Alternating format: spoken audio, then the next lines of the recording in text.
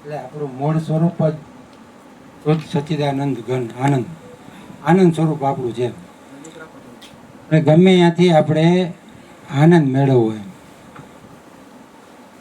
હાસ્ય કલાકારો એમ કહે કે ભાઈ તમે જીવનમાં હાસ્ય રાખજો એમ. બીજું કાંઈ ન રાખો, કાંઈ નહીં, પણ હાસ્ય રાખવું. મને કંઈ બહુ બોલતા તો ન આવડે. એ આપણે કંચનભાઈની આ સત્સંગ હતો વાત કરી હતી કે આપણા બે વડાપ્રધાન છે પેલા હતા એમ. પેલા હતા એ મનમોહન સિંહ છે. આપણું એવું જ છે એમ. અત્યારે મોદી સાહેબ છે તો એ બોલે છે, પણ ખરેખર મારું બોલવાનું જ હતું. જ્ઞાન એવું કંઈ બહુ આપણી પાસે છે નહીં.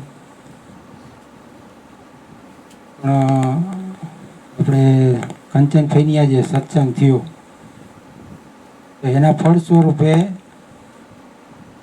એવા ત્યાંથી મને એમ છે કે 3 વ્યક્તિ એવા થયા કે જેને એવી તાલાવેલી જાગી કે હું કોણ છું એ જાણવું. એને એવી અંદરથી ઈચ્છા થઈ કે હું આત્મજ્ઞાન લઉં. એ સત્સંગની ફળશ્રુતિ કહેવાય.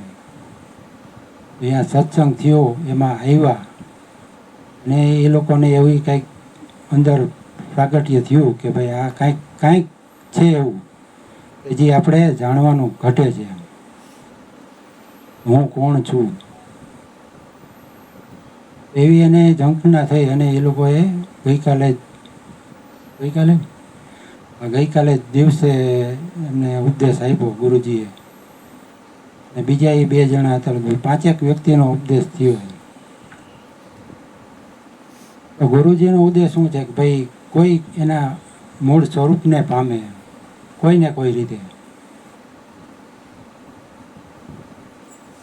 એનો મૂળ આશય છે. બીજું પછી દરેક જીવ આત્મજ્ઞાનનો અધિકારી છે. સત્સંગમાં કહેવાય કે કોઈ પણ જીવ આત્મજ્ઞાનનો અધિકારી છે.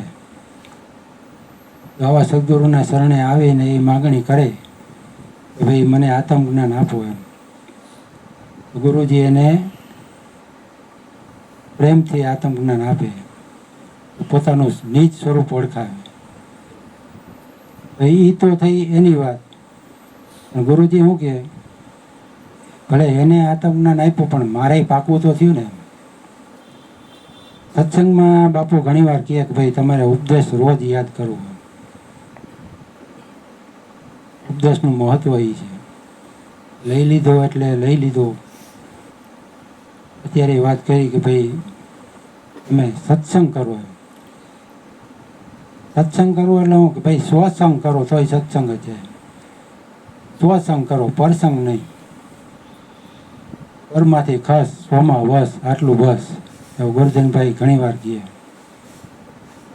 ખરેખર આપણી ઉપર આપણું ધ્યાન હોવું જોઈએ. બીજા ઉપર તો ધ્યાન હતું જ. ત્યાંથી હટાવીને ગુરુજીએ આપણને આપણું આપ ઓળખાવ્યું. તો હવે બને ત્યાં સુધી કોશિશ કરવી કે 100 ઉપર આપણું ધ્યાન રહે. બોલીએ સદગુરુ મહારાજની જય.